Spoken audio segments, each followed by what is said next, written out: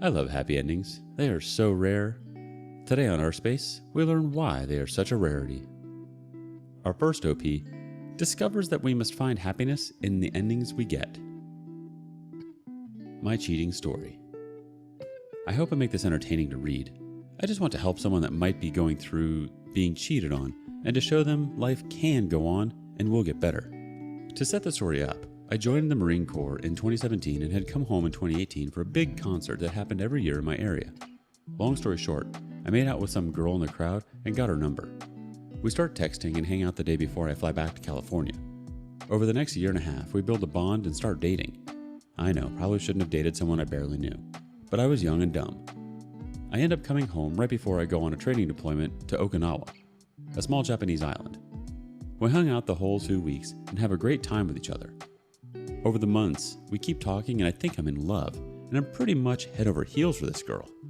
Some Marines will probably make fun of me because this is the average stereotype for Marines. They get stupid and start saying they love some girl they barely know. But she seemed extremely genuine and innocent as could possibly be. Looking back, there were obvious story flaws in things she would tell me about her ex and about how he was abusive and would force her to do things she didn't want to do. We'll get to that in a second during my deployment if you want to call it that. We continuously talk and call when we can, being that the hours are weird. During our time talking, there were things looking back on now that I realized were big red flags. But at the time, thought nothing of it, being that I was very trusting. About 3 months before I come home, she starts saying things like she wants to erase social media because of how toxic it was and how much time it takes up in her day. No problem, it seemed completely understandable at the time. Then she says she's deleting Snapchat, which I thought was odd as it's more of a communication app. During the next couple of months, she starts talking to me less and less to the point where it was usually to go a day without conversation. I would ask why this was, and it would be the same excuse that she's just really busy with school and different things going on in her life. Eventually, the time comes for me to fly back to the States. I spend a couple days in California before getting to go back to my home state. She continues telling me how much she can't wait to see me and misses me. Keep in mind, she had visited my mom and dad's house several times while I was overseas. Well, I fly home and as soon as I turn my phone off airplane mode, she tells me she wants to break up. What? 5 hours ago I was sitting in an airport waiting to board reading I Can't Waits and I Love Yous. Now we're breaking up after a year? So over the next 2 days, stories begin to surface that she has a new boyfriend and I'm pretty blindsided and angry, but need proof. And to hear it from her. So I confront her, and she denies everything. Eventually she comes up with a story that her heart condition, I forgot to mention she has a hole in her heart, may not allow her to have kids, and she knew I had always wanted my own kids. But I assured her that I loved her, and we'd adopt, and that I would do anything to make us work. Love isn't determined by DNA, and I've always been a firm believer in that. She says that she wants to give us a chance, and a few nights later, we have sex in her bed at her house. This is important later. The next night, I go out with friends and run into an ex of my buddies that happens to know my girlfriend's new man, that apparently didn't exist according to my girlfriend. Basically, she unravels everything and tells me exactly what's going on, with proof. I'm sad, I'm depressed. I wanted to hurt someone. All I really wanted was answers, and to find out what happened. This is where it gets weird. My ex had never deleted any of her social media like she claimed. She had blocked me and all my close friends and family and basically started a new relationship and kept the game going with me for 3 months.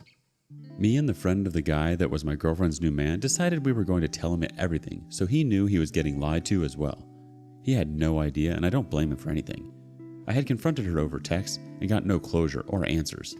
I told her to stay away from my friends and family and do not try to talk to me again, and that I will make sure everyone knows about this and that her new man will also know about all the lies she's been telling both of us. She said that if I told anyone, she would get a restraining order against me. Like I didn't just tell her to stay away from me. One of her new man's friends tried to contact me basically saying that I was a lying, abusive piece of crap and nobody believed me after she convinced them it wasn't true, including new man's. I have never laid my hand on another woman before and I was dumbfounded at all these things were being said about me. The first person I thought to contact was the abusive ex, and come to find out, he told a very similar story to what happened to me. She had cheated on him multiple times and told stories about him being awful and abusive to other people, just like she did to me. From there, I had nothing. No closure, no reasons, nothing to understand why this happened. So I did the wrong thing and whiskeyed my way over it for the next 6 months. I was always trashed when I wasn't at work. Eventually, I came to the conclusion that I did nothing wrong. She was just a batshit crazy witch and had a history of doing this to men. A year after all of this, I met a cute little blonde lady at a bar and sat on the patio and talked to her all night till she left. She would go on to become my wife, and she eventually introduced me to her 2-year-old daughter. We got married and had a child last year, and I couldn't be more grateful for what this woman has done for me. She has given me a beautiful son and a beautiful stepdaughter that I treat like my own. Dad is barely in the picture. She makes me feel like I deserve love and that I can be who I am, and always supports and encourages me. I'm truly with someone I'm prepared to die next to all the way to the end, and it's amazing. My point is, I never had closure and I never had the answers I needed to cope. But life will go on, and if someone does this to you, then they truly aren't worth losing sleep over. Easier said than done, I know. But this is you right now. Just hang in there. I promise things will come around. It may be months, it may be years, but it won't always hurt this bad. I have not thought about my ex much till writing this post, and I feel zero sadness or emotion because I would do it all 100 times again to gain this life I have now. The OP wanted to add, sorry for the rambling, I'm not much of a writer and new to this, so I'll try to break it up into paragraphs in the future. And yes, I do have ADD. To clarify, my wife and I began as friends. She was also in the Marine Corps at the time and had went through a divorce because her previous husband and he had put no effort into our relationship or being a father and had cheated on her multiple times. I've seen the proof. I've seen her ex-husband time and time again treat his daughter the same way my wife had described him treating her. We turned out to both be from the same state, and we eventually moved home together and bought a house this year.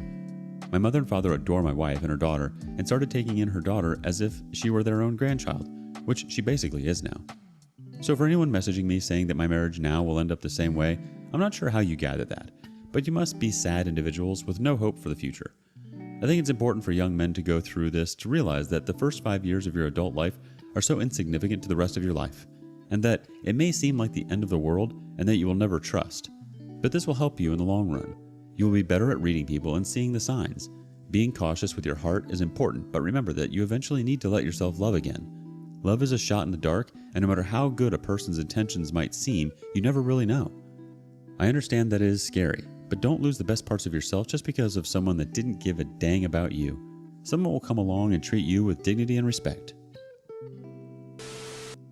Breakups cause us pain, OP. They hurt. It's tempting to just try to push through the hurt and get to the other side. However, doing so is a mistake. We need to process those feelings in order to move forward in a healthy way. Our brains need resolution. We need to puzzle through the many things that happened in a relationship and how it ended up in a breakup. Of course, you might not ever know the exact objective reason why things didn't work out the way that you had hoped, but working through your thoughts and feelings allows you to come to a satisfying enough conclusion. That is closure. We don't always get closure outside of that. Sometimes we have to move on with questions still left unanswered, but it sounds like you made it out alive, OP. In fact, you might even feel more alive than you've ever felt before. I'm so happy you've been able to grow from these unfortunate circumstances. It sounds like you're in a really beautiful place in life. Way to go. Tell us some of your happy endings below. Our next OP's happy ending starts with a new beginning. My fiance cheated on me last year. I don't know what I'm looking for by sharing this. I'm just lonely, sad, and disappointed, and maybe I just need some reassurance that I shouldn't consider taking her back. I, male 27, been together with my fiance, female 24, since the end of 2019. In my mind, things were going great. I proposed last year on a mountain near a waterfall, and she said yes. We talked about how the wedding would be, children, and all that. However, during our relationship, she became less interested in having sex, like from 1 or 2 times a day to 1 time a week or such. I hated that and tried to make things better. I was always careful with her and made her orgasm. Always made sure I took care of her, and she rarely did it to me. I hated that, but I accepted it. I am guilty because I am not good looking and I am a boring person. I am a web designer and I usually end up staying late working, and she woke up way sooner than I did because she was going to college at the time. She finished in last summer. I mention this because that was one of her common complaints, that I stayed up late and we didn't have the same schedule. I am guilty of that indeed, and the fact that I haven't had many activities outside of the internet. She is kind of lonely also, doesn't have many friends, and in my mind, we were getting along great until this May when, a few days prior to my birthday, she told me she wants to break up. I was devastated. For a week, she didn't say anything, and then she texted me that we have to talk and maybe sort things out because she wants to get back with me. I forgot to mention that I moved with her last year after I proposed, around October. She told me that she was frustrated that I wasn't paying attention to her and I wasn't helping her enough with the chores. That is true, and I was also frustrated of the fact that she was never in the mood. She said because she just didn't feel the need to do it. I guess it was a vicious cycle. We talked, got back together, and sort of moved back to her place. However, in this particular period of time, she, without wanting to, hinted that she was seeing someone during the week that we were separated. I pushed her, and she confessed that she was going out with the guy, but didn't do anything with him. I was mad, but oh, little did I know, it was worse than I could ever imagine. We got over it, and a few days ago, with the seed of doubt planted in my mind, she asked me to look for something in her purse, and I found 2 packs of condoms, one opened with one missing. I confronted her, and she told me that she doesn't remember, that she would never cheat on me, that they were old. However, the unopened pack was from 2020. I acted like I believed her, and maybe a part of me did. But yesterday, while clearing her desk, I moved her mouse and the screen of the laptop turned on. I want to mention that I have never, ever invaded the privacy of anyone. But given the last days, I needed answers. I read in her Facebook chats with a girlfriend of hers that indeed she wanted me back, and she didn't do anything with him, even though she lied to me about how she met him. With a sigh of relief, I searched in the conversation with another girl she was close to last year the word sex. I wanted to know what I was doing wrong or why she didn't like it. And oh boy, did my world crash right there. The first result was from last year where my fiancée described how hot her athlete colleague was and how much she wants him. It was a graphical description. The others were describing how she went in a short skirt with him at a coffee shop, and then she went to his house and screwed him. That was during the month of April and May. I don't know how many times it happened. She said she was trembling and that he sent her a couple of pictures, and she couldn't refuse him. At that point, my hands were shaking and I felt sick.